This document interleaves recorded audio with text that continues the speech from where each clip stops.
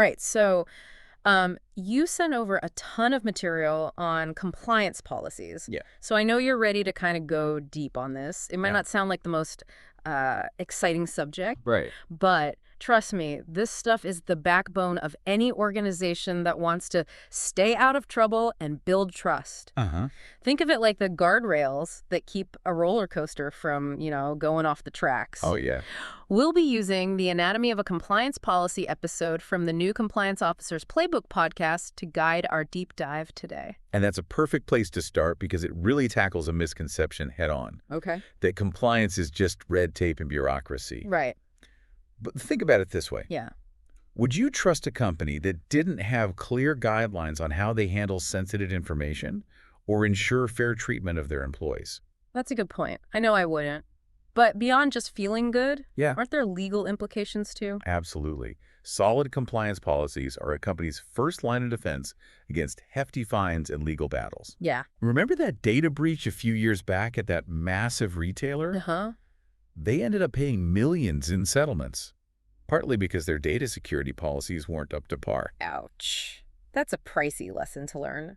So it sounds like compliance is more than just a nice to have. Right. It's a crucial part of running a successful and ethical business. Exactly. And this Anatomy of a Compliance Policy episode breaks down the core components beautifully, Okay. comparing a good policy to a well-organized toolbox. I like that. Each element has a specific purpose, and they all work together. Okay. I like where this is going. Let's unpack that toolbox analogy. What's the first tool we pull out? The first thing you need is a solid purpose statement. Okay. It's like the label on the toolbox telling you exactly what it's for. Right. A good purpose statement lays out the policy's goals in plain language and connects them back to the organization's overall values. Yeah. For example, Okay. if a company prides itself on sustainability, their environmental policy's purpose statement might emphasize minimizing their ecological footprint and complying with all relevant environmental regulations. So it's not just about stating the obvious. Yeah. It's about showing how the policy reflects the company's DNA. Right. It sets the tone and makes it clear why this policy matters. Next, we have scope and applicability. Okay. This is like the compartments in the toolbox, Okay. showing you what each tool is used for. So who gets to use which tools? Exactly. This section defines who the policy applies to. Okay. Is it for all employees, just specific departments, or even vendors and contractors? Right. It also outlines any exceptions. Okay. For instance, Yeah. a social media policy might have different guidelines for employees using personal accounts versus those managing the company's official channels. That makes sense. You wouldn't want your sales team accidentally revealing confidential product info on their personal Instagram, would you? Definitely not. And speaking of avoiding mishaps, we have definitions. Think of this like the instruction manual for your toolbox, Right. ensuring everyone understands the terminology the same way. Ah, yes, the legal jargon decoder. This is especially important when you're dealing with complex regulations, right? Absolutely. Let's take anti-money laundering regulations as an example. Okay. They're full of intricate terms that need clear explanations for everyone involved, from the finance team to customer service reps handling transactions. Yeah. Without those definitions, you risk misinterpretations and potential violations. Okay, so we know what the policy is for, who it applies to, Yeah. and we've got a handle on the lingo, but who's actually responsible for making sure this toolbox is being used properly? That's where responsibilities and roles come in, right? Exactly. It's like assigning each tool to a specific worker. Okay. This section clarifies who's in charge of what, Okay. who monitors compliance, who provides training, and who handles violations. So you're not just handing everyone a toolbox and saying, good luck. Yeah. You're giving them specific instructions on how to use it and making sure someone's accountable for each part of the process. Precisely. It's about creating a clear chain of command and ensuring everyone knows their role in maintaining compliance. And that leads us to the heart of the matter, procedures and guidelines. All right, this is where we get down to the nitty-gritty, right? Exactly. Think of this as the step-by-step instructions for using each tool in the toolbox. Okay. It provides clear, actionable steps for employees to follow in specific situations. So if the definitions section is the dictionary, Yes. procedures and guidelines is the user manual, Uh-huh. it's all about giving people a playbook for navigating those tricky compliance scenarios. Exactly. Let's say a company has a gift-giving policy to prevent bribery. Okay. This section would outline the specific steps employees need to take. Yeah. How to report a gift, what value is considered acceptable, and who approves or denies these gifts. Uh-huh. It leaves no room for ambiguity. That makes perfect sense. So we've got the purpose, the scope, the lingo, the roles, and the how-to guide. But how do we know people are actually following these procedures and not just tossing the toolbox in a corner? That's where monitoring and auditing come in. This is how we make sure our compliance toolbox is being used correctly and regularly. So it's like quality control for compliance. Precisely. This section outlines how the organization tracks compliance, making sure the policy isn't just a dusty document on a shelf. Right. This could involve regular internal audits, using data analytics to spot trends or red flags, or even setting up an anonymous ethics hotline for employees to report concerns. I've heard of companies using software that flags potentially risky transactions or behaviors. It's like having a digital compliance watchdog. Exactly. Technology plays a huge role in modern compliance programs. But even with all these checks and balances, there's always the chance that someone might slip up Hmm. or intentionally violate the policy. Okay, that brings us to the, shall we say, less fun part, consequences of noncompliance. What happens when someone breaks the rules? Well, this section lays out the potential consequences, making it crystal clear that violating the policy is not a good idea. Right. It could range from something like mandatory retraining on the policy to disciplinary action, and in serious cases, even termination of employment. It's like that old saying, rules are made to be broken, and then you face the consequences. But seriously, laying out those consequences up front is crucial, right? Absolutely. It reinforces the seriousness of the policy and ensures everyone understands that compliance isn't optional, but policies aren't set in stone. What about when laws change, new technologies emerge, or the organization itself evolves? That's a good point. You can't just create a policy and forget about it, right? What happens then? That's where review and updates come in. Okay. This section spells out how often the policy will be reviewed and revised to ensure it stays relevant and effective. Okay. It might be annually, or more frequently if triggered by specific events or changes in the industry. It's like those software updates that pop up on your phone, constantly adapting to new threats and improving performance. You've got to stay current. Exactly. A good compliance policy is a living document, not a static relic.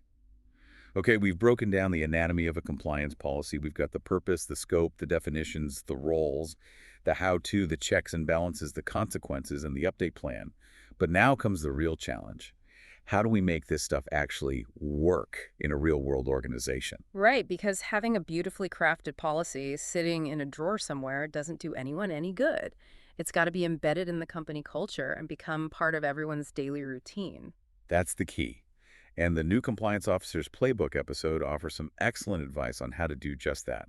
They start with employee training, which makes perfect sense. Oh. You can't expect people to follow rules they don't understand right.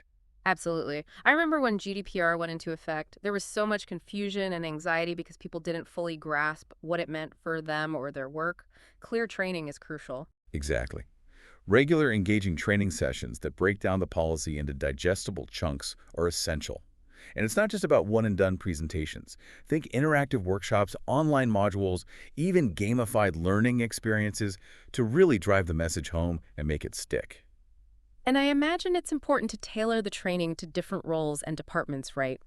What a marketing team needs to know about data privacy might be very different from what the IT department needs to know. You hit the nail on the head.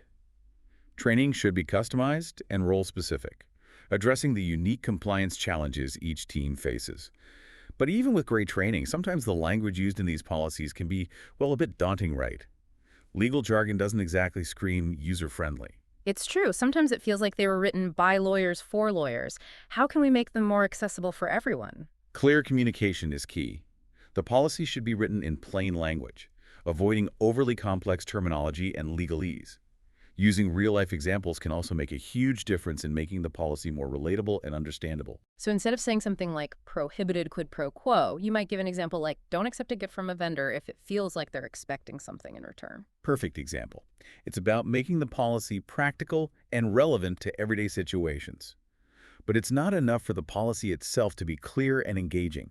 Leadership buy-in is absolutely crucial. You mean walking the walk, not just talking the talk? Precisely. When leaders at all levels actively champion the compliance program, it sends a powerful message that this stuff matters.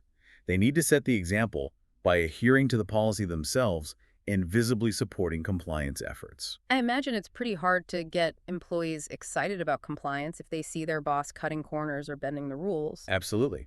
It creates a culture of hypocrisy and undermines the entire program. But when leaders genuinely prioritize ethical conduct and compliance, it fosters a culture of integrity and accountability throughout the organization. So it's about creating a top-down approach where compliance is seen as a shared responsibility, not just something dictated from the legal department. Exactly. And this ties into another critical point highlighted in the podcast: feedback mechanisms. So it's not just about telling employees what to do, it's about listening to them as well. Precisely. Organizations should create channels for employees to provide feedback on the policy itself. Okay. What's working, what's not, where are the gray areas, and are there any unintended consequences? This feedback loop is vital for ensuring the policy remains relevant and effective over time. I bet you get some great insights that way, especially from employees who are on the front lines dealing with the policy's real-world application. They might see things that management wouldn't even think of. You're absolutely right. It's about tapping into the collective wisdom of the organization and recognizing that compliance is a shared responsibility. This feedback mechanism also empowers employees, making them feel like they're part of the solution, not just subject to the rules. I can see how that would boost morale and make people more invested in upholding the policy. Exactly. And it leads to the final and perhaps most important point: continuous improvement. So compliance is not a set it and forget it kind of thing. Definitely not. Yeah. It's an ongoing journey, a process of constant learning and adaptation.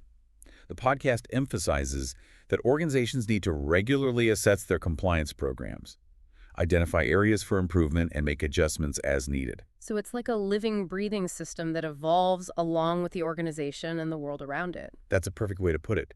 The business landscape is constantly shifting. New technologies, evolving regulations, emerging risks. And a rigid, outdated compliance program simply won't cut it. It's like trying to navigate a modern city with a map from the 1950s. You're bound to get lost. Exactly. A dynamic compliance program is essential for navigating the complexities of today's business world. Okay, so we've gone from understanding the nuts and bolts of a compliance policy to actually bringing it to life within an organization. It's like taking a blueprint and turning it into a fully functional, adaptable building. That's an excellent analogy. And remember, the key takeaway here is that compliance is not just about avoiding fines and penalties. It's about cultivating a culture of ethical behavior, where everyone understands the rules, feels empowered to do the right thing, and contributes to a more responsible and sustainable way of doing business. So it's about weaving ethical considerations into the fabric of the organization, making it part of their DNA. And that brings us to the final part of our deep dive, where we'll shift gears and explore the impact of compliance on an organization's overall success. Yeah, it really is fascinating. You know, it's amazing how much ground we've covered. Yeah. Who knew compliance policies could be so multifaceted? We've gone from dissecting the anatomy of a policy to exploring how to breathe life into it within an organization. It's a testament to how crucial compliance is in today's business world. It's not just a legal checkbox. It's a fundamental aspect of building a sustainable, ethical, and ultimately successful organization. And speaking of success, what kind of impact does a strong compliance program actually have on a company's bottom line? Is it just about mitigating risk, or are there tangible benefits? It's definitely both. A robust compliance program acts like a safety net, Okay. protecting the company from costly fines, lawsuits, and reputational damage. Mm. But beyond risk mitigation, it can actually be a driver of growth and profitability. Really? How so? Think about it this way. When a company has a reputation for ethical conduct and strong compliance practices, it builds trust with stakeholders. Okay. Customers are more likely to choose a company they perceive as trustworthy. Investors feel more confident, and business partners are more eager to collaborate. So compliance becomes a competitive advantage. Exactly. It sets you apart from companies that cut corners or operate in a less transparent manner. It also fosters a culture of accountability and integrity within the organization, which can boost employee morale and productivity. That makes sense. When employees feel like they're working for a company that values ethical behavior, they're likely to be more engaged and committed. Absolutely. It creates a sense of pride and ownership, which translates into a more positive and productive work environment. And don't underestimate the power of attracting and retaining top talent. Oh, right. In today's competitive job market, talented individuals want to work for companies that align with their values. Exactly. A strong compliance program signals to potential hires that this is a company that takes ethics seriously. And that's a powerful draw for top talent. It sounds like compliance is a win-win situation. It protects the company from risk, enhances its reputation, boosts employee morale, and even attracts top talent. It's a holistic approach to business that recognizes the interconnectedness of ethics, compliance, and long-term success. It's about doing the right thing, not just because it's legally required, but because it's the foundation for sustainable growth and a positive impact on the world. Well said. This has been an incredible deep dive into the world of compliance policies, and I have to admit I'm seeing them in a whole new light. They're not just about rules and regulations, they're about building a culture of integrity and responsibility. And remember, it's a journey, not a destination. Compliance is an ongoing process of learning, adaptation, and improvement. So true. And for you, our listener, we hope this deep dive has provided valuable insights and perhaps even inspired you to take a closer look at compliance within your own organization. What steps can you take to foster a culture of ethical behavior and make compliance a cornerstone of success? Remember, even small actions can make a difference. Speak up when you see something that seems off, ask questions, and champion ethical decision-making in your daily work. Thanks for joining us on this fascinating exploration of compliance policies. We encourage you to delve deeper into the resources you provided and continue to learn and grow in this ever-evolving field. Until next time, stay curious.